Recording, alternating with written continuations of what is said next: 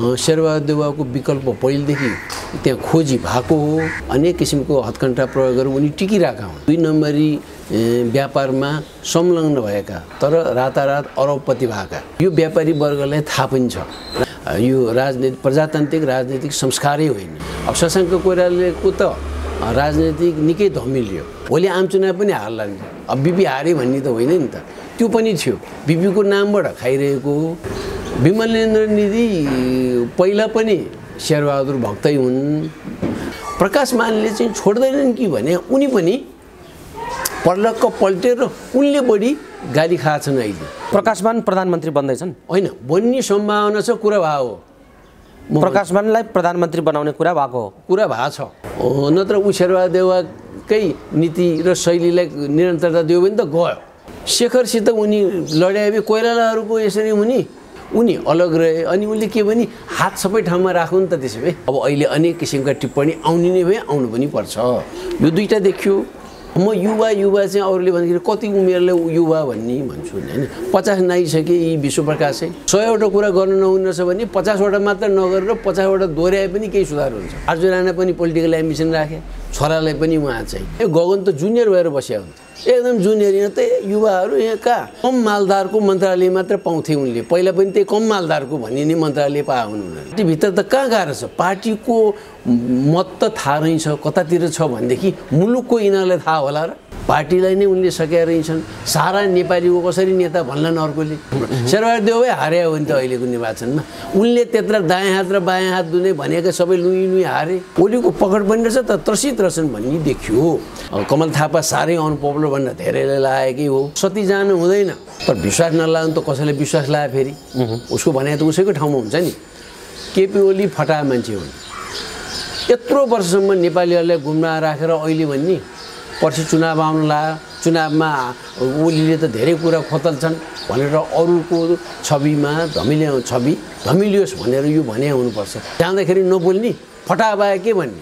नत्र पूर्व प्रधानमन्त्री भइसकेका मान्छेलाई 2-2 चोटि भइसकेका मान्छेलाई फटा भन्नुहुन्छ र केपी ओली हो र हामी त त्यस्तो शब्द प्रयोग गर्दैथ्यौँ नि। फटा भन्नुहुन्छ एउटा त आतङ्कै हो भने हो। यो केपी ओलीले पो रात दिन आतङ्ककारी भने, यो शेरबहादुरले आतङ्ककारी भने। नारायणमा होइन, त्यो भेट चाहिँ मेरो निर्मल निवासमै भएको थियो। They think this is a line of fire भने। माओवादीलाई कसले उठाएको? भारतले उठाएको। भारतीयहरूले यसरी आश्रय दिएको। हाम्रै नेताहरू पनि इन्डियामा गएको थिए, रहले एस्कोर्ट गरेको थियो भनेर केपी ओलीले बोल्छन्। हिम्मत भए बोल केपी खड्ग बोल। त्यो भन्न नसक्ने फटाहरूले यस्तो कुरा गरेमा सफल त गरे हुन्छ, विश्वास गर्न हुँदैन। मुवा महाराजले पनि त्यहाँ ल्याएको छ, बयान ल्याएको छ। सबभन्दा पहिला बयान लिनै पर्ने चाहिँ पशुपति शमशेर राणाकी छोरी हो नि त। अधिराज कुमारी अरूलाई नहुने, प्रिन्सेस शोभालाई नहुने, कुमार मोहनलाई नहुने, यिनलाई चाहिँ किन छुट दिए? अनि त्यो त तारा भाटले पनि भने हुन्थ्यो, अहिले पनि भने हुन्छ।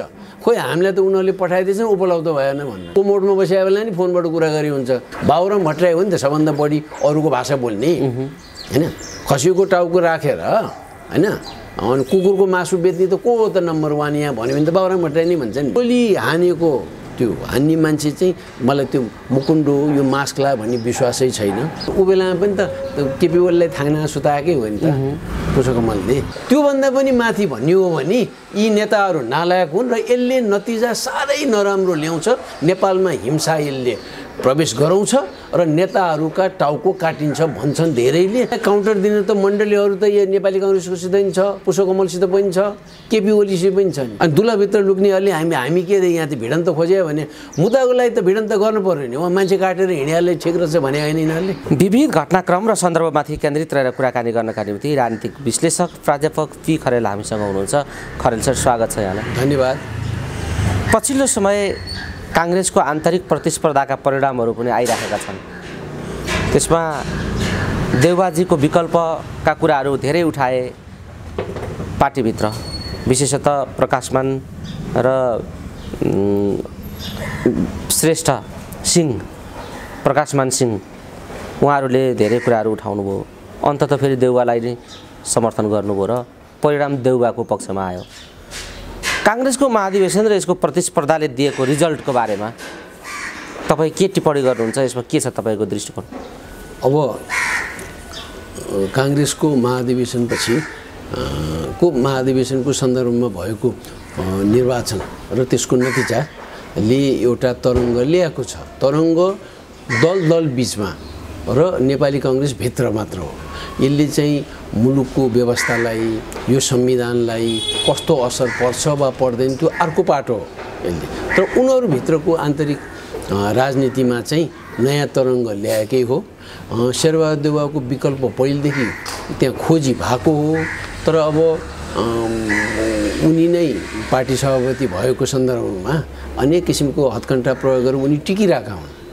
यस्तो अनपपुलर मान्छे जसले आफ्नो विषय नै आफ्नो सोच पनि खास देखिएन र केही मुद्दाहरू छन् भने त्यो राम्ररी प्रस्तुत पनि गर्न नसक्ने, स्पष्ट रूपमा राख्न पनि नसक्ने र उनले निकै ठुला व्यापारी घरानाहरू 2 नम्बरी व्यापारमा संलग्न भएका तर रातारात अरबपति भएका त्यस्तासँग हेलमेल उनका कोटेरीको छ। यो व्यापारी वर्गलाई थाहा पनि छ, राम्ररी थाहा छ भने विकल्प अरूले नि खोजे, यी भित्र नि खोजिरह। तर टिके यसरी यसपटक जुन जहिले पनि सहमतिको नाटकमा त्यो पुराना अनुहारहरू दोहोरिने विभिन्न दलमा छ। पुष्पकमलको दलमा त अहिले पनि हुन्छ हुन त अब 3 दशकसम्म उन्नै खानी भयो। अब चाहिँ अगाडिको समयदेखि अहिलेसम्म फेरि अब सर्वसम्मतिबाट हुने होला। यो राम्रो हुँदै होइन, यो प्रजातान्त्रिक राजनीतिक संस्कारै होइन। त्यसैले नेपाली काङ्ग्रेसमा आन्तरिक राजनीतिमा अब कोल्टे फेरिन्छ। कोल्टे फेरेपछि अर्को अनुहार पनि आउला र के गर्नुहुन्न भन्ने त योभन्दा अगाडिका पुराना अनुहारहरूले देखाइसके। उनीहरूको बानी व्यवहारबाट जुन त्यतिको सकारात्मक छैन। अब सुरुमै शेखर कोइरालाले शशाङ्कसित मतमतान्तर राख्दै उनी छुट्टै उम्मेदवार बने।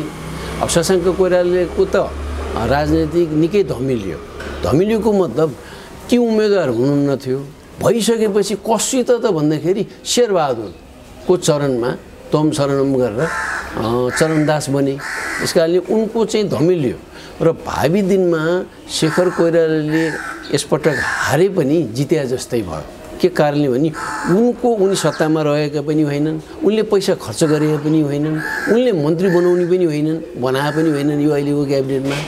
त्यस्तो हुँदाहुँदै त्यतिको मत आउँदाखेरि अब उल्टी फेर्छ भन्ने भयो र नेपाली काङ्ग्रेस भित्रका वरिष्ठ नेताहरूमा चाहिँ जिल्ला जाने र पारिवारिक छविले जे प्रभाव पार्छ दलमा कोइराला फ्यामिलीबाट त्यसको केही लस्सा उनमा पनि छ, नभए होइन।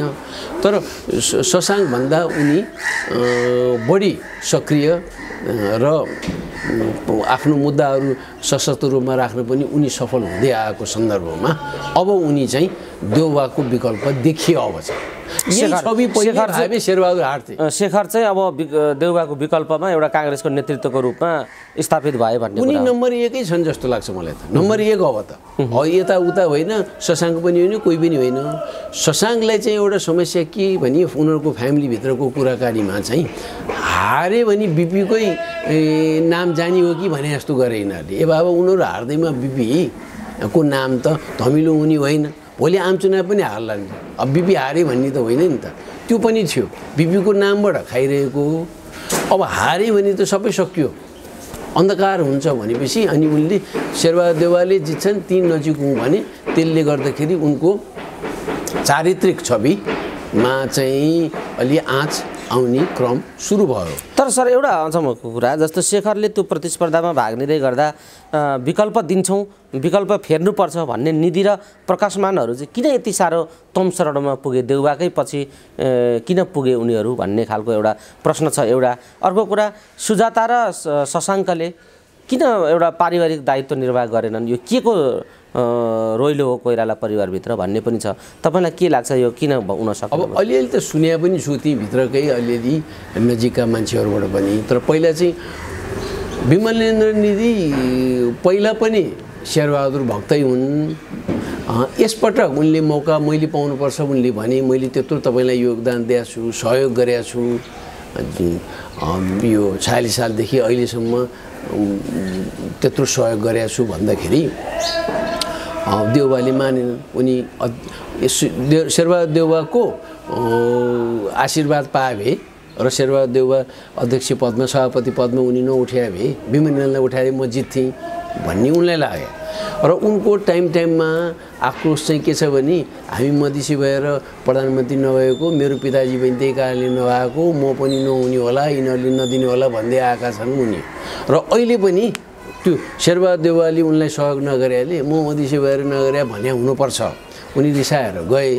तर फेरि यता पर्लक्क पल्टिनुमा केही नौलो कुरो होइन। विमलेन्द्र प्रकाश मानले चाहिँ छोड्दैनन् कि भने उनी पनि पर्लक्क पल्टेर उनले बढी गाली खाएछन्। अहिले आलोचना उनले बढी थेक्न परेको छ। अनि अब सुध्रिन्छु भने शेरबहादुरले भन्दैमा त्यसरी पल्टिँदैन थिए।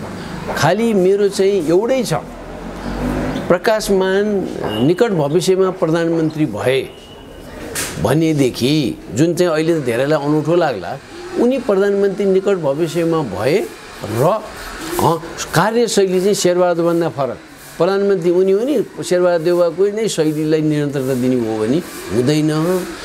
यो सम्भव छ किनभने यसबारे केही कुरा चाहिँ नेपाली कांग्रेसको महाधिवेशन हुनु एक हप्ता अगाडि नै कहीँ ठाउँ-ठाउँमा यस्तो भयो भने के भनेर केही यसो छलफल चाहिँ भएको थियो। शेरबहादुर देउवाको तर्फबाट होइन, अरूबाट चाहिँ यस्ता कुरा आथे। त्यो हो भने उनलाई सायद राम्रो होला भने दुईटा कुरा, एउटा शेरबहादुरले छोड्नु पर्यो 2-3 महिनामै, अर्को उनी प्रधानमन्त्री भएपछि त्यसको क्याबिनेटको अनुहार कस्ता हुन्छन्, कार्यशैली कस्तो हुन्छ। प्रकाशमान प्रधानमन्त्री बन्दैछन् होइन, बन्ने सम्भावना छ, कुरा भएको हो। प्रकाशमानलाई प्रधानमन्त्री बनाउने कुरा भएको छ कि तर के मैले भने नि क्याबिनेटको फर्मेसन कस्तो हुन्छ, त्यो क्यारेक्टर कस्तो हुन्छ, कस्ता अनुहार त्यहाँ आएका हुन्छन् हेर्न पर्यो।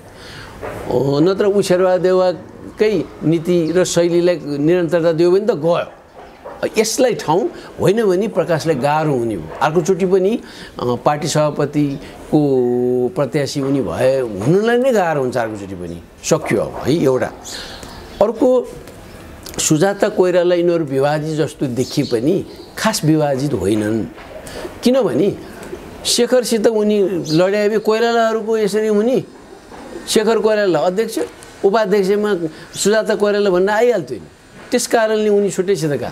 उनले चाहिँ फलानलाई सहयोग गर, यसरी गर भनेर बुताको बल त्यहाँ निकालेर सहयोग कसरी नि गरे होइन। उनले चाहिँ खालि भयो भने बरु उनले सक्ने निकटका मान्छेको उनको आशय इसाराले त शेखरपट्टि नै हो भन्ने छ मलाई चाहिँ। तर तिमीहरू मिल्न पर्छ, विभाजित हुनुहुन्न भनेर प्रकाश कोइरालाको सरसल्लाह यिनीहरू सबैलाई गएको छ। त्यस कारणले एउटै परिवारका दुईटा अहिले पनि हेर कोइरालाहरू भन्दैन अरूले। अझ शशाङ्क पनि हुँदा 3वटा हुने भयो हो। अनि शशाङ्ककोमा अब शेखरले जित्ने जस्तो भएपछि उनी अलग रहे। अनि उनले के भने हात सबै ठाउँमा राख्नु नि त। त्यसो भए सुजाता एकातिर ऊ एकातिर भनेर बढी बाटो हुन खोजेको। बढी बाटो हुँदाखेरि शशाङ्क चाहिँ देउवासित उनले न्युट्रल मात्र भने आबी हुन्थ्यो, म कहीँ पनि होइन भने आबी पुग्थ्यो होइन। अथवा म उठ्दिनँ अहिले मात्र भने हुन्छ, शेखरसित लागेको जस्तो नदेखाएको भए नि हुन्थ्यो। अब उनी त अब शेरबहादुर कोसित भन्दाखेरि शेरबहादुरसित घुमिफिरी गएपछि अब अहिले अनेक किसिमका टिप्पणी आउने नै भए, आउनु पनि पर्छ। यो दुईटा देखियो। अर्को चाहिँ अब नेपाली कांग्रेसमा अरू भनि नै रहनु परेन, धेरैले थाहा पाइसके कि अब नयाँ अनुहार। अब म युवा चाहिँ अरूले भन्दाखेरि कति उमेरले युवा भन्ने भन्छु होइन। 50 नाइसके यी विश्वप्रकाशै। ओबामा कति वर्षमा त्यत्रो सुपर पावरको राष्ट्रपति भयो। हामीले त यसरी हेरौँ नि त है। अब 45-46 वर्ष त यही हाम्रो गगन थापा नै भइसके। त्यसैले म नयाँ अनुहार भन्छु कतिलाई। अनि अब युवा भन्नु भएन, फेरि शेखरलाई पनि त युवा त भन्नु भएन हामीले त होइन। त्यस कारणले नयाँ अनुहार यिनीहरूले केही गर्छन् कि। अनि एउटा सम्भावना के छ भने के यो चाहिँ गर्नुहुन्न भन्ने यिनीहरूले थाहा पाइसके। 100वटा कुरा गर्नु नहुन्न छ भने 50वटा मात्र नगरेर 50वटा दोहोऱ्याए पनि केही सुधार हुन्छ। अनि शेरबहादुर देउवाले पनि मलाई के लाग्छ, उनी अब अहिले आछु गरेर हरेक हत्कण्ठा प्रयोग गरेर उनी सभापति भए। यिनले चाहिँ वीरेन्द्र रिजालको जस्तै उनले एउटा मिलाएर ऐन समयमा अहिले आजै पर्दैन केही समयपछि उनले त्यो प्रधानमन्त्री पद छोड्नुपर्छ। छोड्यो भने उनलाई नै राम्रो हुन्छ, उनको परिवारलाई नै राम्रो हुन्छ। किन परिवार पनि उहाँ आरजु राणा पनि पोलिटिकल एम्बिसन राखे, छोरालाई पनि उहाँ चाहिँ अनवाइन्टमेन्ट गरिसकेका छ भनेपछि उनलाई पनि राम्रो, उनको छवि पनि मिलाएर भन्दा हिजो मै व्याख्या कि उनीहरूको कार्यकर्ता होइन यसरी म किन भनिरहन्छु र त्यो हुन्छ। कन्टिन्यू गर्दा उनलाई चाहिँ के छ भने मैले नेपाली काङ्ग्रेसलाई बहुमत दिलाउन सकेँ भने अनि मेरो फेरि धमिलिएको छवि पनि राम्रो हुँदै जान्छ अब भन्ने त्यो आशले उनी कन्टिन्यू गर्न चाहन्छन्। त्यो गर्न नहुने हो कि अब हेर्दै जाउँ। एउटा यतापट्टि चाहिँ गगन थापाहरू जस्तोबाट हामीले के एउटा बिर्सिनुहुन्न भने सहमति भने अब यिनीहरू कोही पनि आउँदैन थिए। उप प्रधानमन्त्री भएको विजय कक्षेदार आखिर त जित्न सकेनन्। अहिले सहमतिको राजनीति दुनियाँ भए त उनले जितेर आउँथे, ऊ जित्नै पर्दैन थियो, स्वतः हुन्थे खल्तीबाट नाम निकालेर। त्यसपछि सुजाता कोइराला उनी पनि उप प्रधानमन्त्री भएको होइन के पार्टीमै बेस रहेछ भन्दाखेरि पार्टीको सङ्गठनको कारणबाट जिते उनीहरूले चुनाव, पहिला जिते पनि हो। तर अहिले यदि सहमतिको राजनीति भने गगन त जुनियर भएर बसेका हुन्थे, एकदम जुनियर। यहाँ त युवाहरू यहाँ कहाँ भनेर अलि कम मालदारको मन्त्रालय मात्र पाउँथे उनले, पहिला पनि त्यही कम मालदारको भन्ने नै मन्त्रालय पाए हुन् उनीहरूले। अब फरक हुने हो अब चाहिँ, नत्र के। अनि प्रकाश शरण महतहरू नै हारे। प्रकाश शरण महतहरू हाल्दाखेरि त शेरबहादुरको दायाँ हात भनेको छ, सधैँ नै अब तर मारेर बसेका छन्। पार्टीभित्र त कहाँ गाह्रो छ, पार्टीको मत त थाहा रहेछ कतातिर छ भनेदेखि मुलुकको यिनीहरूलाई थाहा होला र, त्यसमाथि स्वार्थबाट प्रेरित भएपछि त छैन नि त। त अहिले काङ्ग्रेसीहरूको त्रुटिहरू के रहेछ भन्ने देखियो। अब भावी दिनमा यिनीहरूले सुधार्न सक्नु, अब गगनहरूले त अब सङ्घर्ष र सहकार्य पनि गर्ने, तर सभापतिलाई चाहिँ ठाउँमा राख्ने भने त ठेगान लाउने भने हो नि त, यताउता गऱ्यो भने। अब अरू कसैलाई त्यो चर्को लाग्यो होला के हो, आफ्नो ठाउँमा छ, यसमा मेरो के अरू भन्ने छैन। तर मिलेरै गर्ने हो, जो निर्वाचित भए मिलेरै गर्ने हो। शेरबहादुरले चाहिँ पहिलाको शैलीबाट हुँदैन, मेरो बचे खसेको स्थान पनि पछि गिर्छ, खत्तम हुन्छ, भाँसिन्छ भन्ने बुझ्न पर्यो। उनी चुनाव उनले गराए पनि नगराए पनि त्यो उनको हो, उनैलाई राम्रो हुन्छ। र मिनेन्द्र रिजालले आखिर निर्वाचित हुनु उनी जनमत प्राप्त हो, कतिजना त रिसाउनु नि बेर छैन। तपाईँ त जनमत हामीले यत्रो जितायौँ, पार्टीभित्र तपाईँको त स्थान छ नि त, अनि तपाईँले चाहिँ यसरी मन्त्री पदबाट किन राजीनामा दिए भनेर कसैले प्रश्न गर्न सक्छन्। तर उनले राजीनामा दिएको बेठिक होइन, एउटा नयाँ नजिर उनले बनाए। पार्टीभित्र यति थोरै मात्र छ, पार्टीलाई नै उनले सकेका रहेछन्। सारा नेपालीको कसरी नेता भन्लान् अर्कोले, हुन त उनको कन्स्टिट्युसन उनले जितेर आयो है, गाह्रो भएको थियो, जितेरै आएका हुन्। त्यस कारणले सेक्रिफाइस गर्न तयार छु भने हो, गर्न तयार भी जुन सकारात्मकै हो भन्छु म चाहिँ, सकारात्मक हो। नदिए पनि नराम्रो भन्ने त छैन, नराम्रो। शेरबहादुर देउवा हारे हो नि त अहिलेको निर्वाचनमा, उनले त्यत्र दायाँ हात र बायाँ हात दुनै भनेका सबै लुई हारे। उनले पन्छ्याएका मान्छेहरू जितेर आएछन्, हारे होइन त्यो। उनी सभापति अनेक हत्कण्ठा प्रयोग गरेर ल्याएर त हुँदैन नि त है। र उनीसित जो नजिक भयो ऊ बिटुलिनी भयो। प्रकाशमानको अहिले छविमा आँच आउन थालिसक्यो, विमलेन्द्रको त नाम निशानी सुनिन छोडिसक्यो भनेपछि अहिले प्रकाशमा मात्र किन गएको भने विमलेन्द्रको कम रहेछ पोजिसन, अनि प्रकाशमानको बढी भएपछि त उनीहरूले नै ख्याङख्याङ गर्छन् नि। त्यसैले यसपालिको महाधिवेशनहरूमा फरक एउटा मेसेज चाहिँ गयो।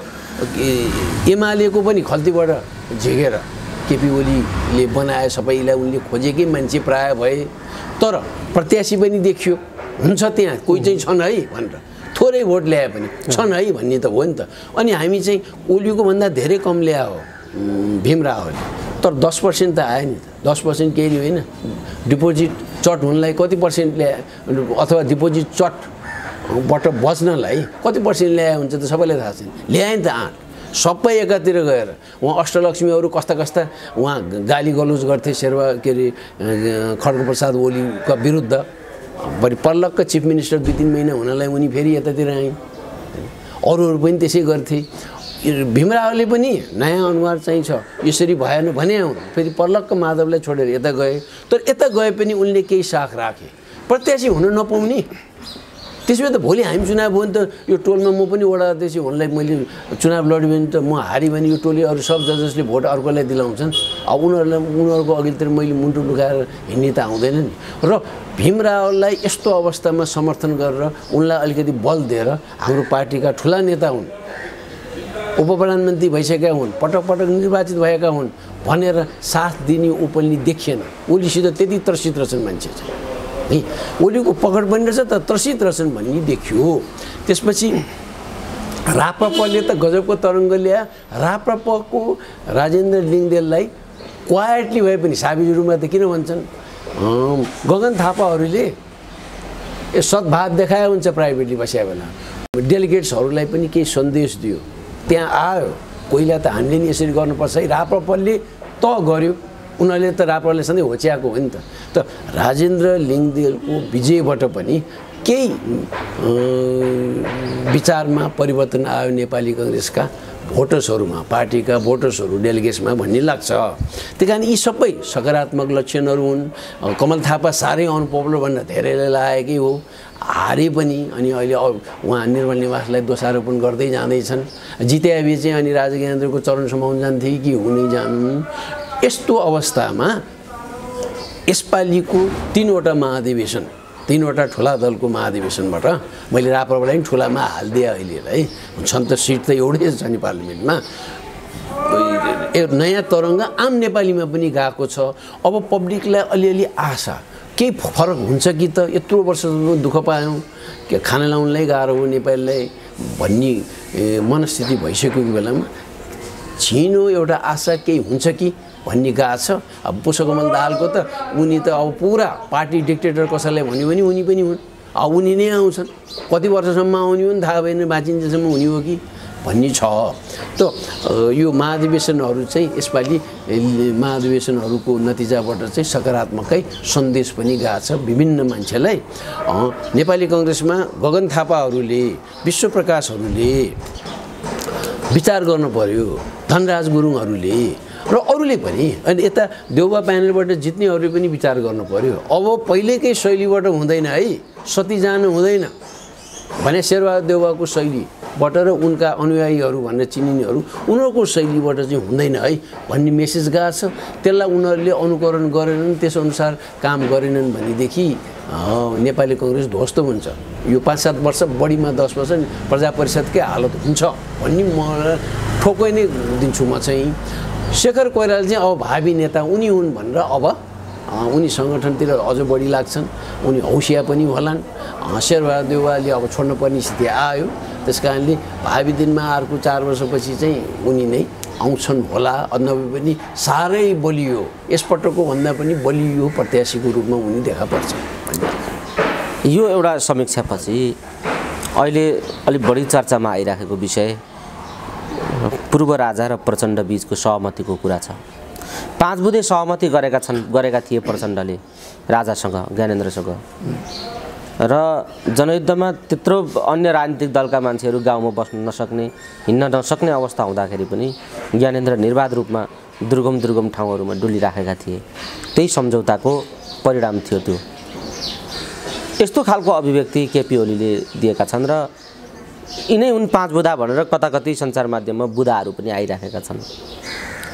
ओलीले यही बेला किन त्यसो भनेका छन् र त्यो सम्झौताबारे तपाईँ के भन्नुहुन्छ? त्यो यो चर्चाबारे तपाईँ के टिप्पणी गर्नुहुन्छ? मलाई त्यस्तो सम्झौता उनीहरू बिचै भए पनि फर्मल त्यस्तो सम्झौता भएको विश्वासै लाग्दैन। तर विश्वास नलाग्नु त कसैले विश्वास लाए फेरि उसको भने त उसैको ठाउँमा हुन्छ नि। केपी ओली फटा मान्छे हुन्। यत्रो वर्षसम्म नेपालीहरूलाई गुमराह राखेर अहिले भन्ने पर्सि चुनाव आउनु लाग्यो, चुनावमा ओलीले त धेरै कुरा खोतल्छन् भनेर अरूको छविमा धमिलियोस् भनेर यो भने हुनुपर्छ। यत्रो वर्ष उनी त प्रधानमन्त्री पनि भए, 2/3 सरकारमा गए, लोकतान्त्रिक गणतान्त्रिक सरकार जाँदाखेरि नबोल्ने फटा भए के भन्ने। नत्र पूर्व प्रधानमन्त्री भइसकेका मान्छेलाई, 2 चोटि भइसकेका मान्छेलाई फटा भन्नुहुन्छ र केपी ओली हो र हामी त त्यस्तो शब्द प्रयोग गर्दैनथ्यौँ नि। तर त्यो शब्द किन राख्यो भने यस्तैलाई प्रयोग गर्नको लागि फटा भने फटा हुनुहुन्छ। अब पुष्पकमलले चाहिँ प्रमाण देखाऊ भने उनले चाहिँ, नत्र पनि माफी माग भने। अब त्यो प्रमाण त लिखित कसैले नि गरे हुँदैनन्। गरे भए पनि त्यसतिर पनि हामी जानुहुन्न। मलाई विश्वास नलागेको एउटै कारण हो, मैले सुरुमै नेपाली पत्रकारहरूमा पहिलो दर्शन भेट मैले पाएँ। राजा वीरेन्द्र बितेको 1 वर्षपछि बर्खान्तपछि अनि अब अरूलाई भेट्ने अब सार्वजनिक रूपमा भनेर उनीहरू 1 वर्षमा रहिरह्यो अनि मैले दर्शन भेट पाएँ। त्यो बेलामा माओवादीसँग पनि छलफल गर्नुपर्छ कि, किनभने समस्या त त्यसमा राजनैतिक समस्या पनि छ।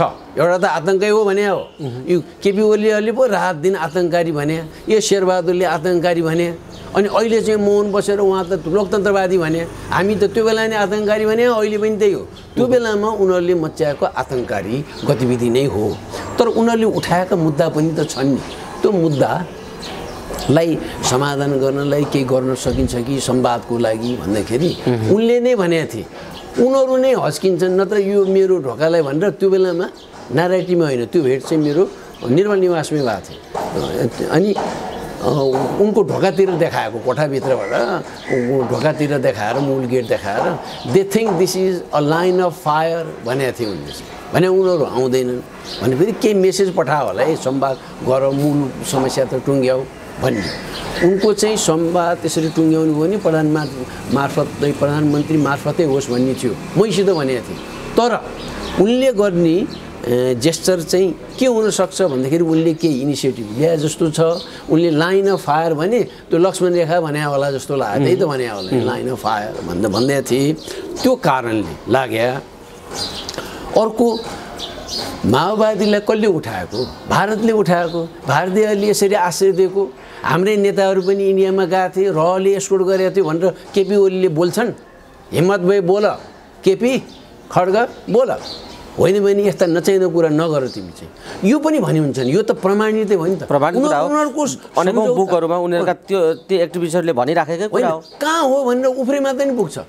तिनीहरूले लेखे फटाइ कुरा हो, हामी त्यसरी रहेको हुँदै होइन भने पनि हुन्छ नि त।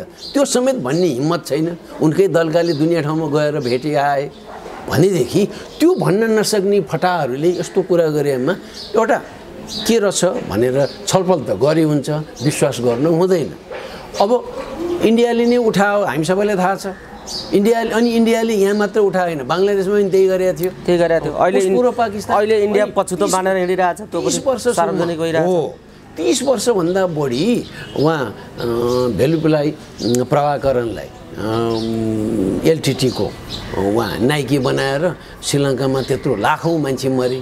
30औं वर्षसम्म त्यहाँ चाहिँ अस्थिरता आयो र 15औं वर्ष त त्यहाँ सबै समग्रमा हामीले जोड्दाखेरि स्टेट अफ इमर्जेन्सी लाग्यो श्रीलङ्कामा। त्यो कसले गराएको? इन्डियाले हो। यहाँ कसैले होइन भनिसकेको छैन। बरु हो भनेर भन्दैनन्, होइन चाहिँ कोही पनि बोल्दैन, होइन भन्दैनन् नि। त यहाँ यस्तो टटकारो विषयमा नबोल्ने नेताहरूले यो चाहिँ हो कि होइन भन्ने कुरामा हामी पत्याएर हिँड्नु हुन्न। अब यो चाहिँ पुष्पकमललाई उहाँ दरबार हत्यामा पनि संलग्न गराउनलाई उनी हो भन्नलाई, अनि अब चुनाव पनि आउन लाग्यो र पुष्पकमलसित बढी रिसा देखिन्छ। माधव नेपाल र अहिले खड्गप्रसाद ओलीको कामै केही देखिन्छ भने मुलुक यसरी मिसगभर्न भयो, यहाँ यस्तो भएन, त्रुटि भयो, यो चाहिँ राम्रो भयो भन्ने अपोजिसन लिडरले गर्नुपर्ने केही कुरै गरेको छ। बिहानदेखि बेलुकासम्म दिनदिनै उनी माधव नेपाल र पुष्पकमल दाहाललाई गाली गर्नमै उनी समय खर्चिरहेछन्। ए बाबा शेरबहादुर देउवाले चाहिँ के गर्छ भने शेरबहादुर देउवाले पछि यिनलाई खर्च दिन्छन् चुनावलाई। एउटा व्यापारीहरूले पनि दिन्छन्। यिनले त ठुला व्यापारीहरू भ्रष्टाचारीहरूलाई संरक्षण दिएको छ। पैसा यिनसित टन्न छ, पैसा टन्न छ, चुनाव आउने भएर उनले मान्छे ताने हुनु, अरू केही कारणै होइन।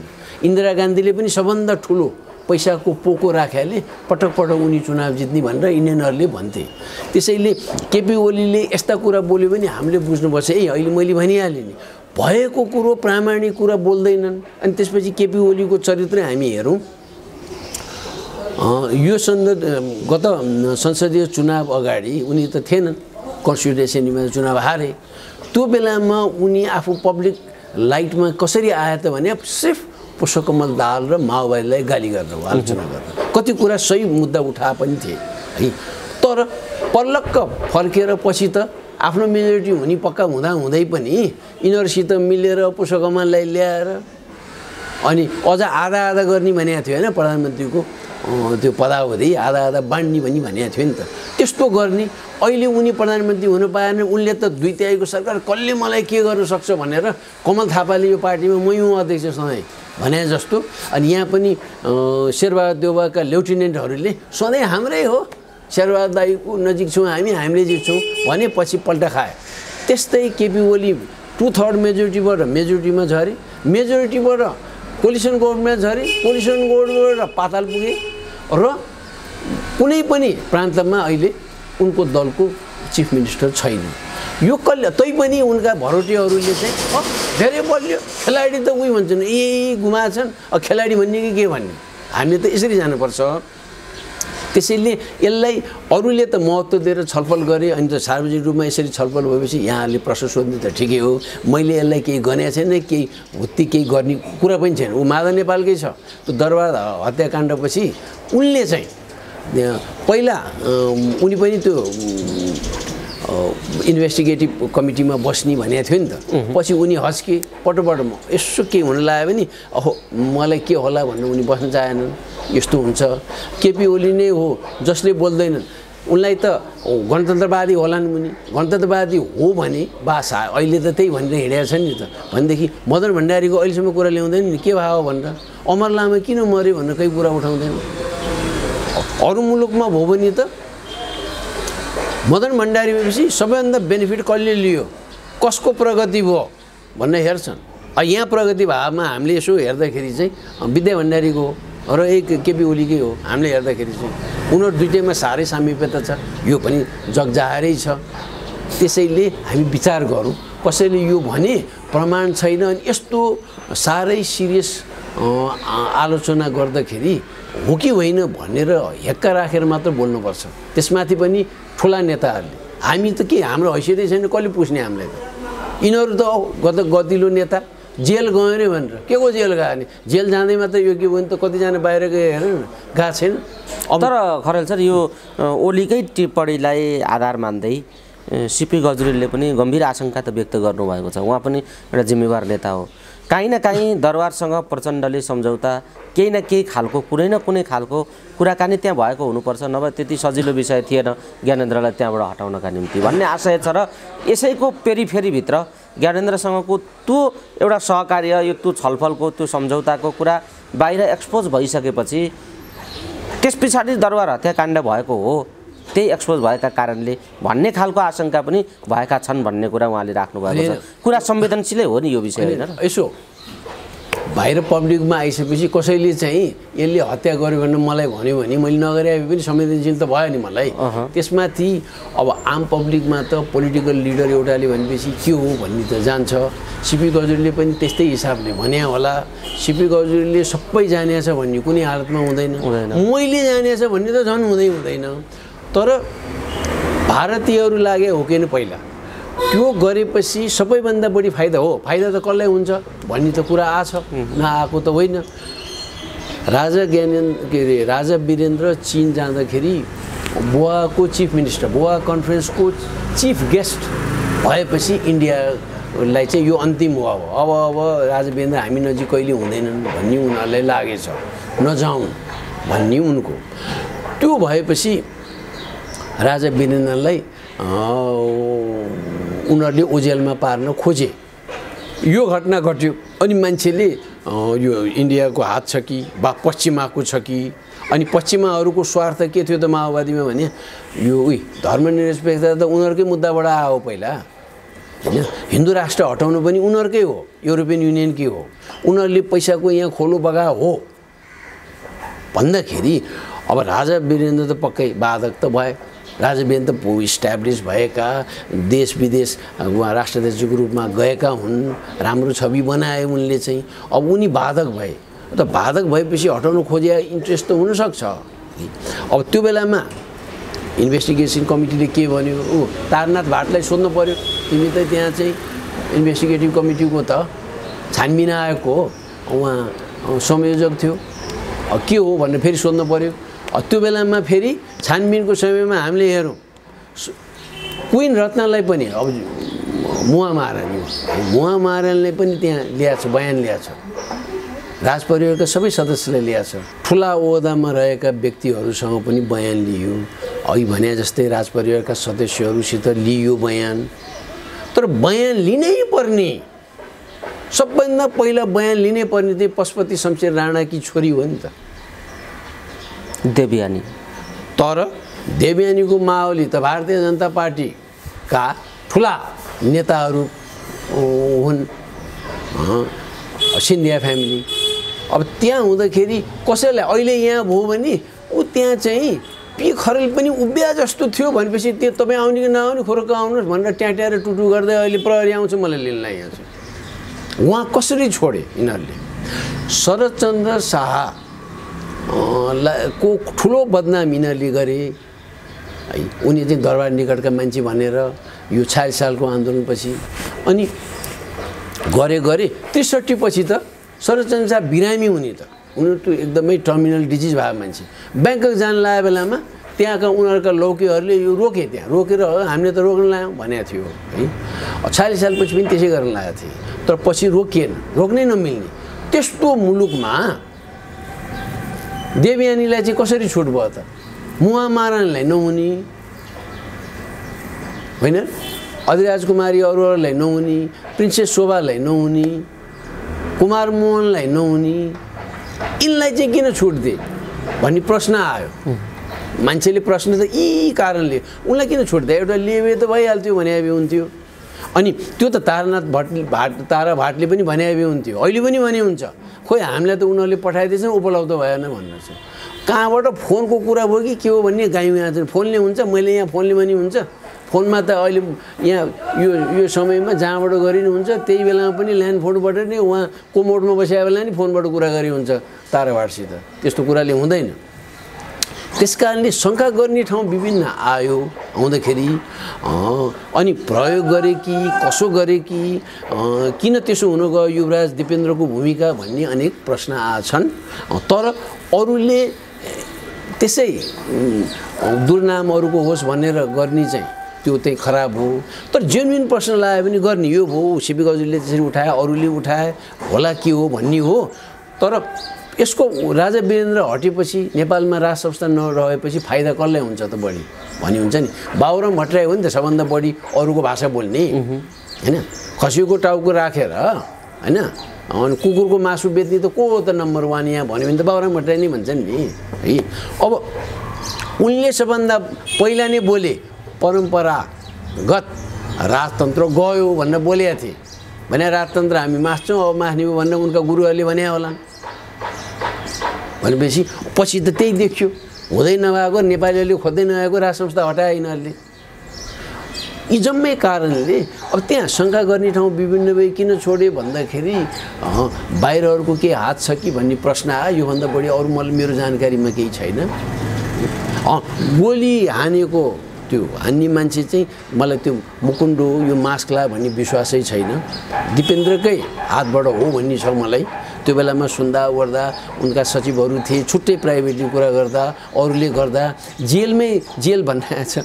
आर्मी हस्पिटलमा जाँदाखेरि छाउनीमा नै त्यहाँ ठिक भइसकेपछि त्यहाँ होस आइसकेपछि प्रिन्सेस शोभाले नै त्यो कुलङ्गारलाई कस्तो छ भनेर भने त्यो युवराज दिपेन्द्रलाई भने हो, किन उनले देखेर छिन् अनि भने।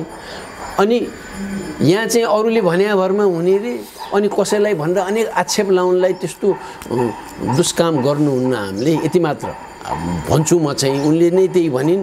अनि माधव नेपाल त्यहाँ गएको थिए छाउनीमा, आएपछि उनको दलमा फर्केपछि दलका साथीहरूलाई 2टा ठुला नेताहरू पटक पटक मन्त्री भएका मान्छेहरूले मलाई नै भने माधवजी जानु हो। अनि उहाँले यसो हेर्दाखेरि गोली त दिपेन्द्रले हाने जस्तो देखिन्छ त्यहाँ भनिन्छ। गा चाहिँ त्यहाँ हो, उनी घाइते थिए दिपेन्द्र होइन। उनको रियाक्सन यो थियो। तर पछि छानबिन आयोगमा चाहिँ बस्न चाहेन। सुरुमा बस्छु भने पछि फेरि बस्दिनँ। यस्तै गऱ्यो त उनको त छवि गयो नि त, केही न केही नै न कहिले यता हुने कहिले उता हुने मात्र भए। यो चाहिँ मैले यस्ता अरू जानकारी सबै राख्दाखेरि नत्र मलाई त दिपेन्द्रले हत्या गरे पनि अर्कोले गरे पनि मलाई त यसो लाग्छ भन्नलाई के को छ र। त्यसैले शङ्का गर्ने ठाउँ भएले सिपी गजुरलाई एक किसिमको लाग्यो। तर राज संस्था हटेकोमा र हटाउनु पाए गजब हुन्छ भन्ने त युरोपियन युनियन नम्बर 1 हो। वीरेन्द्र बाधक भन्ने नम्बर 1 ठाने हो भारतले, किनभने यहाँ राजतन्त्र भइन्जेल उनीहरूको हालिमुहाली हुँदैन भन्ने हो उनीहरूलाई चाहिँ। त्यो बेलामा त्यही भाव पछि पो यिनीहरूले अलिकति यहाँ पुनर्विचार गर्न थाले उनीहरूले चाहिँ। त्यो बेलामा यस्तो अवस्था आले। अब अहिले नयाँ तरङ्ग ल्यायो अनि ओलीले यसो भनिदिरहेको अरूको केही भाउको जाँदैन भनेर चाहिँ भोलि त अरूको कुरा आउँछ, किनभने मुलुकको प्रधानमन्त्री भइसकेका मान्छे र चारित्रिक छवि चाहिँ अर्कै छ भनेर भोलि सोध्छन्। यो केपी ओलीको पनि त्यहाँ चारित्रिक छविमा असर पर्ने टेपहरू छन्, विदेशीहरूले राखे भनेका छन्। मलाई विदेशी भने यदि हो भनेदेखि पक्का खोपी एजेन्सी भारतकै हो, अरूको पनि होइन। किनभने केपी ओलीको ब्रेकफास्ट खर्च, डिनर खर्च टाइममा नेताहरूलाई गराउँदाखेरि इन्डियन एम्बेसीले नै त्यो बिल तिर्थ्यो। अनि कहिले कहिले इन्डियन एम्बेसीकै प्रतिनिधिहरू बस्ने चिन्दैनथे। अब को उस्तै अनुहार हुन्छ हो नि त। यहाँ साउथ एसियनहरूको अनुहार त श्रीलङ्कन आयो नि उस्तै देखिन्छ, पाकिस्तान आयो नि उस्तै देखिन्छ। अनि पैसा उनीहरूले दिने, अनि के बोल्दा रहेछन् भनेर उनीहरूसित कुरा गर्यो, सुन्यो, अनि त्यो रिपोर्ट लग्यो भन्ने थियो। र मलाई यो हो किन लाग्छ भनेदेखि नेपालका नाम चलेकै 2-4वटा पत्रकारहरूलाई 20 वर्ष 25 वर्ष अघिदेखि नै ल तिमीलाई चाहिँ म यसो स्न्याक्स पनि उपलब्ध गराउँछु, हुस्की पनि लिएर आउँछु, यसो सोडा सबै ल्याउँछु, पत्रकारसित यसो जमघट गरौँ न, तिमी नै गरौँ न भन्दाखेरि पत्रकारहरूले आफैले जमघट गराउँथे। यहाँ नेपालमा 40 साल पछिकै कुरा हो। त्यो गराउनेले त्यो पनि एमएसीकै मान्छेहरूले भने हो, गरे हो। अरू एमएसीको कुरा गरेँ मैले, त्यो चाहिँ इन्डियन एमएसीले होइन गरा होला, तर मैले चाहिँ थाहा पाएँ अरू एमएसीले गराएको थिएँ भने इन्डियन एमएसीले नगराउलो भन्ने के छ र यो त धेरै भन्थे नै, अहिले भने होइन, केपी ओली प्रधानमन्त्री हुने अगाडिदेखि नै भने हो। वामपन्थी पत्रकारहरूले नै भने हो, उनीहरूकै सरकारले पुरस्कृत गरेका पत्रकारहरूले नै भने हो। मलाई मात्र होइन अरू पनि थिए। यस्तो छ। त्यसैले एउटा लान्छना लाए यो भवन पुष्टि हुन सक्दैन अनि हामी यही कन्फ्युजनमा मात्र बसेर जिन्दगी बित्ने। खरेल सर यो एउटा पाटो हो। अर्को यति नै संवेदनशील एउटा अर्को पाटो छ। सरकार संसद पनि चल्न नदिने, अदालत पनि बदनाम हुने, यी सबै कुरा चाहिँ यो संसदभित्रको रडाको चाहिँ यो संसद फेरि विघटन गराउने ओलीको षड्यन्त्र हो र देउबा संसद विघटन गरेर निर्वाचनमा जान सक्छन्। रामचन्द्र यसो भनिराखेका छन्। यो बिचमा रामचन्द्रले यस्तो खालको अर्को अभिव्यक्ति दिएका छन्। यो कस्तो खालको अभिव्यक्ति हो? यो संसद विघटन फेरि हुँदैछ अहिले पछिल्लो समय यो सङ्केतहरू देखिएको हो? यो त पुरा अन्दाज मात्र हो मेरो, मैले नि यही सुनिरहेको हो, देख्दाखेरि त मिल्ने हो। केपी ओलीलाई नि के छ भने यसपटकको चुनाव वार की पारको जस्तो हुन्छ उनको दलको लागि। अनि जति छिटो चुनाव हो उनको त्यो दल अलि बलियो छ भन्ने मेसेज चाहिँ आम भोटर्समा जान्छ। यो चुनावपछि यदि लम्बियो र अर्को 15 महिना गएर सत्तामा चाहिँ अब रामचन्द्र पौडेलले त्यसरी भन्दाखेरि नकार्न चाहिँ मिल्दैन। फाइदा चाहिँ शेरबहादुर देउवाले पनि देख्छन्, केपी ओलीले पनि देख्छन्। केपी ओलीलाई चाहिँ आफ्नो दल सत्ताबाट बाहिर जति रह्यो उति आम चुनावमा राम्रो मत ल्याउने सम्भावना घट्दै जान्छ भन्ने उनको आकलन छ। शेरबहादुर देउवालाई पनि के छ भने उनको छवि साह्रै कमजोर भएकोले जति चाँडो चुनाव गर्यो नेपाली कांग्रेसको आम चुनावमा राम्रो नतिजा आउने सम्भव हुन्छ, धेरै घट्दैन भन्ने उनीहरूलाई लागेको छ। त्यो दुईटैको इन्ट्रेस्ट चाहिँ मिल्छ। तर अब गठबन्धन अरूलाई चाहिँ धोका दिनुपर्छ, धोका दिने कि नदिने, अथवा धोका नदिए पनि हामी सत्तामा त सत्तामा रहेर बस्ने भन्यो अनि हामी एकल दल अरूसित मिल्ने होइन भनेर नेपाली कांग्रेस आफ्नै मुद्दा लिएर हिँड्ने, केपी ओली आफ्नै मुद्दा लिएर हिँड्ने भनेदेखि दुईटा दल बन्छन् भन्ने हुनसक्छ। अथवा दोस्रो कुरो पहिला त अपुसो कमललाई थाङ्ना सुताउनलाई गाह्रो त छैन, किन ऊ बेलामा पनि त केपी ओलीलाई थाङ्ना सुताएकै हो नि त अपुसो कमलले। त्यस कारणले षड्यन्त्रपूर्ण किसिमको राजनीति भइरहेको बेलामा जे पनि हुनसक्छ। केपी ओलीको त इच्छा हो नै पक्कै, शेरबहादुरको पनि हो नै, यही कारणले तर हुन्छ हुँदैन अन्तिममा अब हेर्न बाँकी छ है यो म एकिम यही होला भन्न सक्छु। अनि रामचन्द्रको चाहिँ आपत्ति केमा हो त? यसमा अलिकति आपत्तिजनक अवस्था हो, निर्वाचनमा जाने कुरा चाहिँ असामान्य अवस्था हो भन्ने जस्तो ढङ्गले अभिव्यक्ति दिनुभएको छ रामचन्द्रजीले। उहाँलाई के आपत्ति हो निर्वाचन भयो भने त्यतापट्टि जाँदा? निर्वाचन भयो र केपी ओलीको र यो भयो भने उहाँको राष्ट्रपति हुने चान्स कम होला भन्ने हो त्यो बेलामा। अरूले मानेनन् भन्ने उहाँले अब राष्ट्रपति मात्र हो उहाँले आशा गर्ने। त्यही कुरामा सम्झौता भएको छ अहिले भन्ने कुरा पनि आइरहेको छ। त्यसैमा भाषा आश्वासन, सम्झौता भन्दा नि आश्वासन बढी हो। किन रामचन्द्र पौडेलले चुनाव चाहिँ जित्दैनन् पार्टी सभापतिमा भन्ने त म पहिलेदेखि भन्दै हो। त्यस कारणले उही षड्यन्त्र भएको ठाउँमा हुनसक्छ मात्र भनौँ। तर पर्सनली चाहिँ देउबाको इच्छा छ चाँडो चुनाव गराउन र केपी ओलीको त तीव्र इच्छा हो। किन यो चुनावपछि कता जाने भनेर सत्तामै रहेर 15 महिना रह्यो भने फन्ड पनि क्रिएट हुने अनि माधव नेपाल बलिया हुन सक्छन्। 60-40 मात्र भयो भने पनि केपी ओलीको त ठुलो हार हुने भयो। मैले त 60-40 भने अब माधव नेपाल त दाबी त सबले हामी त बहुमत ल्याउँछौँ भने हिसाबले त कति ल्याउने हो नि थाहा छैन। उहाँ काठमाडौँ उपत्यकामा नै कुनै पनि होटेलमा नअट्ने जस्ता देखिन्छन् पार्लिमेन्टेरियन्सहरू। त्यसैले हेरौँ खालि मान्छेले यो प्रश्न किन उठाएको पनि उठाउने पनि भयो कि षड्यन्त्रले जेलिएको यो दलीय राजनीति छ। त्यसैले आम जनतामा पनि वाक्क ब्याक्क छ। दलहरूको बिच पनि विश्वास छैन, त्यहाँ एक आपसमा विश्वासको वातावरणै छैन। यो वर्ल्ड वार फर्स्ट सेकेन्ड हुने बेला यस्तै थियो। कति मुलुकहरू उहाँ टुक्रिने बेला पनि यस्तै अवस्था आएको थियो, यस्तै अवस्था। अब यहाँ पनि यो आएकोले होला अनि 17 साल आउला भनिन्छ नि त। तर 17 साल आउला है भन्नुको मतलब के हो भने 17 सालको कदम ठिक रहेछ, वातावरणै त्यस्तै रहेछ नि 17 सालको कदम किन नआउने भने हो नि त। त्यो बेला महेन्द्रलाई गाली गर्न त भएन नि। र वास्तवमा 17 सालको सन्ध्याकालमा पनि स्थिति त नाजुक थियो। वरिपरि यहाँ लुटेराहरू दलको नाममा अब लुटेर जाने थियो। अनि भ्रष्टाचारको कुरा के पनि गर्दैन नि। त्यो बेलाका अपोजिसन र संसदमा प्रतिनिधित्व नभएका समूहहरू सबले सरकारको फेलहरूको बारेमा फेरस्ती नै त्यहाँ छपाएका छन्। नभए होइन, एकदम प्योरली गजबले गएको सरकार त बिपीको गभर्मेन्ट हुँदै होइन। तर अरू गरे होइनन्, क्राइम गरे छैनन् र उनीको 2/3 सरकार त हो। त्यो एस्पेक्ट छ। खालि महेन्द्रले चाहिँ के ठाने भने यिनीहरूलाई नै यतिकै गयो भने भारतको पोल्टामा जान्छ नेपाल, कुरा लिक हुन्छ सबै। एकदम इलेक्टेड गभर्मेन्ट को स्ट्रेन्थ जुन हुन्छ त्यो स्ट्रेन्थको फाइदा गभर्मेन्टले ल्याउँछ। गभर्मेन्ट विक भएर उहाँ इन्डियातिर लाग्यो भने जे पनि हुनसक्छ। विगतमा बिपी कोइरालाले पटक भने पनि अलि अगाडि नै भने हुन्थ्यो त पार्टी स्थापना कालमा र 7 सालपछि पनि 1-2 चोटि भनेका छन् गृहमन्त्री उनी नभए बेलामा भनेका छन्। अनि शङ्का पनि उनले लाग्यो। यस्तो अवस्था भएले अहिले पनि सानो एउटा मुद्दा कसैले उठायो भने शङ्काको वातावरण हुन्छ। यसको मतलब गभर्मेन्टहरू र दलहरू फेल भयो हो भन्ने देखिन्छ।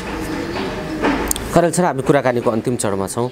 यही बेला एमसीसी एउटा यो गठबन्धन रहने र तोडिने विषयमा एमसीसी एउटा महत्त्वपूर्ण कालखण्ड यो एमसीसीको पास गर्ने या नगर्ने भन्ने विषय एमसीसीको जोडोडाको छ।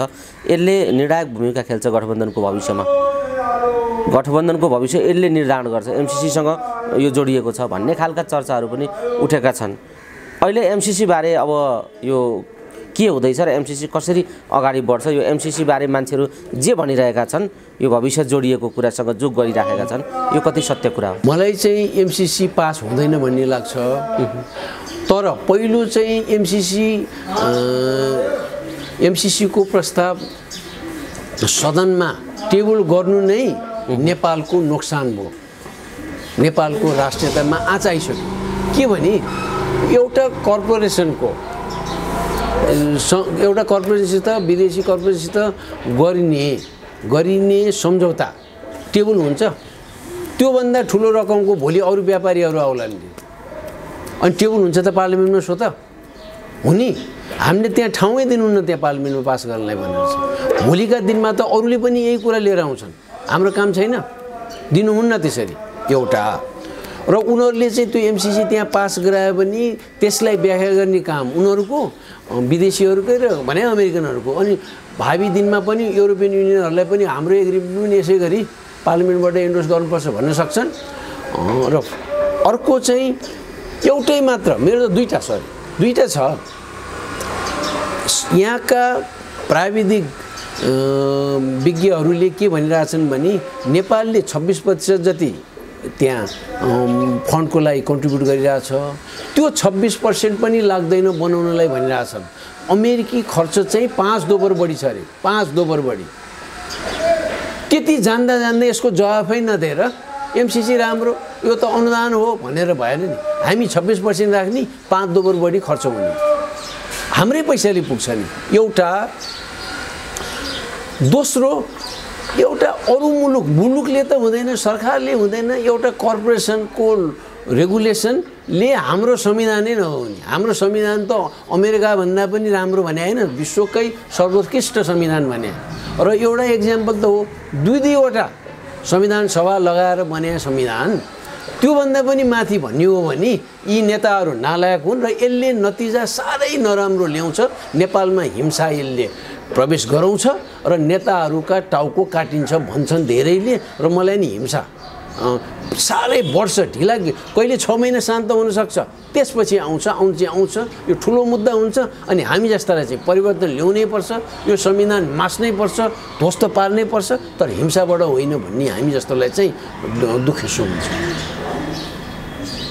भनेपछि एउटा जटिल कोर्स नै यसले लिने सम्भावना लिने देखियो खाली के सेफ ल्यान्डिङको लागि पार्लिमेन्टमा मात्र टेबल गर्यो भने पार्लिमेन्टमा त अमेरिकी एग्रिमेन्टको लागि त गयो नि त भन्ने उनलाई एउटा फेस सेभिङ अनि देउबाहरूलाई पनि भन्दाखेरि अरूलाई देखाउँदाखेरि हामीले कोसिस गरे भएन अब भन्न सजिलो पास हुन्छ जस्तो लाग्दैन नत्र भने यिनीहरूकै नेताहरूकै ज्यानमा खतरा हुन्छ जस्तो लाग्यो किन अर्को समूहहरू जो चाहिँ राजनैतिक किसिमले सशक्त छन् उनीहरूलाई मुद्दा चाहिएको छ यो मुद्दा चाहिँ साह्रै सशक्त हुन्छ र एमसिसी पास गर्न चाहिँ नहुने हो हुँदैन कुनै हालतमा अनि एमसिसी यो गलत हो यो आउनु नहुने हो भन्ने कसरी हुन्छ भने रात दिन जसरी एमसिसीको विरुद्ध यहाँ आवाज उठिरहेछ नि सडकमा त्यसलाई काउन्टर दिन त मण्डलीहरू त यो नेपाली काङ्ग्रेसकोसित पनि छ पुष्पकमलसित पनि छ केपी ओलीसित पनि छ नि त्यही मण्डलीहरू सडकमा उचारे हुँदैन उचार एमसिसी जिन्दाबाद चाहिन्छ हामीलाई चाहिँ अरूले भन्न पारेर हुन्छ भने हुन्छ नि त सकेको छैन नि त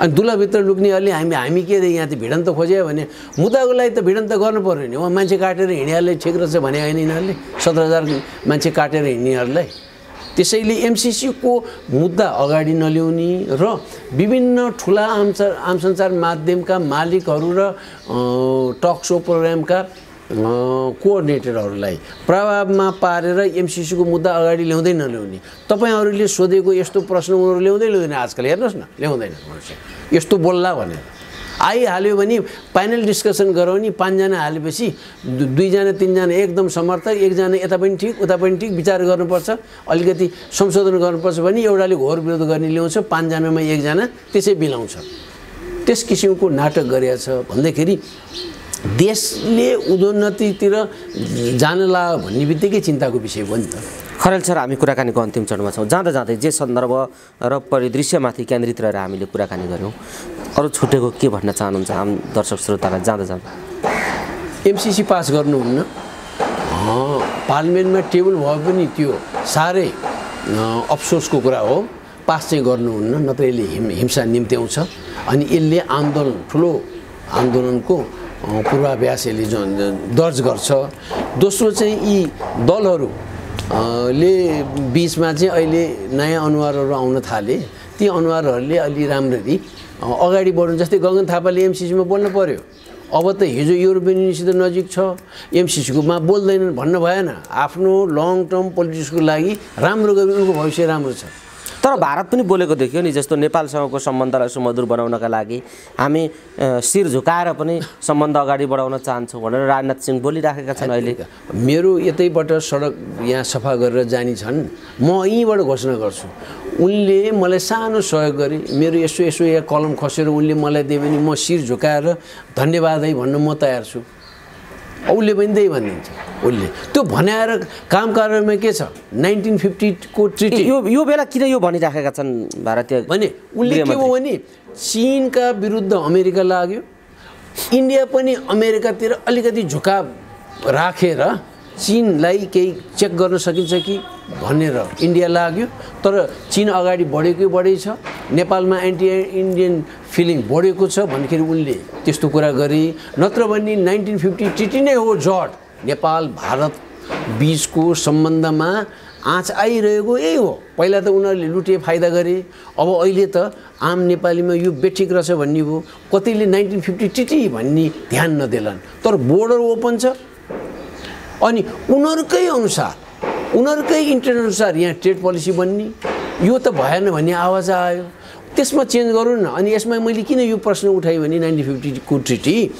इपिजी एमिनेन्ट पर्सन्स ग्रुपले दिएको रिपोर्ट भारतकै प्रस्ताव अनुसार त्यो टिम बनेको त्यो टिम बनिसकेपछि त्यसका सदस्यहरू पनि उसलाई चित्त बुझेको दुवै पक्षबाट सल्लाह गरिवरी छलफल गरिवरी तयार गरेको रिपोर्ट उनलाई लिन फुर्सद भएन उनी दर्जनौँ राष्ट्रको यो कोरोना हुँदाहुँदै पनि दर्जनौँ वैदेशिक भ्रमणमा उनी गइसके नरेन्द्र मोदी तर नेपालसहित उनका भारतीय पक्षसहित जोइन्ट त्यो रिपोर्ट त्यहाँ पेश गर्दाखेरि उनीले लिने फुर्सद भएन भनेर नेपाललाई हेपेर बोल्या हो त्यो अनि त्यस्तो नलिँदै निलाममा आचेर राजदूत भएर गए फेरि चाहिँ आफू एमिनेन्ट पर्सन्स ग्रुपमा भएर त्यो रिपोर्ट लिँदैनन् भने म चाहिँ राजदूत हुन्न भन्नु पर्थ्यो नि त्यो त्याग गर्न सकेन अब त्यहाँ राजदूत भएर आएर अब के खोत्याउने पनि खोत्याए हुन्छ त्यसैले भारतले यो गरेको उसले यो देखाएको उसलाई प्रेसर परिरहेछ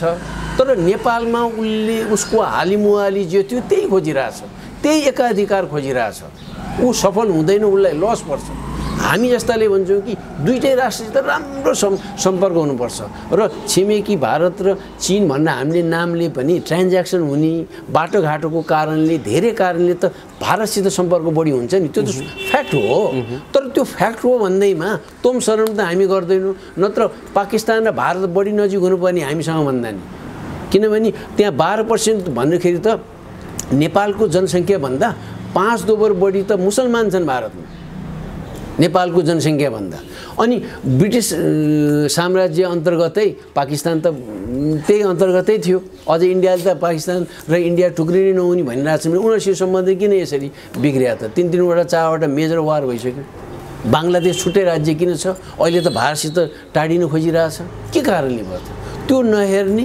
भारतले त एउटै विचार गर्नुपर्छ कि नेपाललाई उसले कसरी हेर्ने अनि एउटा चाहिँ सानो फुच्चे देशले त हामीलाई हेप्छ हामी कहाँ महाशक्ति हुने भनेर पेल्न खोज्ने अथवा सानो छिमेकी धेरै कुराहरू मिल्छ त्यो मुलुकसित त उनीहरू सद्भाव देखाउन सक्दैनन् भने अरू कसलाई देखाउलान् भन्न अरूले भन्दैनन् यस्तै कारणले ऊ युनाइटेड नेसन्सको सेक्युरिटी काउन्सिलको पर्मानेन्ट मेम्बर हुन सक्दैन यही कारणले हवस् पी खरेल सर धेरै विषयहरूलाई समेट्ने प्रयत्न गरेँ मैले विविध विषयहरूमा केन्द्रित रहेर कुराकानी गर्ने यो समय उपलब्ध गराइदिनु भयो यो महत्त्वपूर्ण समय र संवादका लागि यहाँलाई धेरै धेरै धन्यवाद छ मेरो पनि यहाँलाई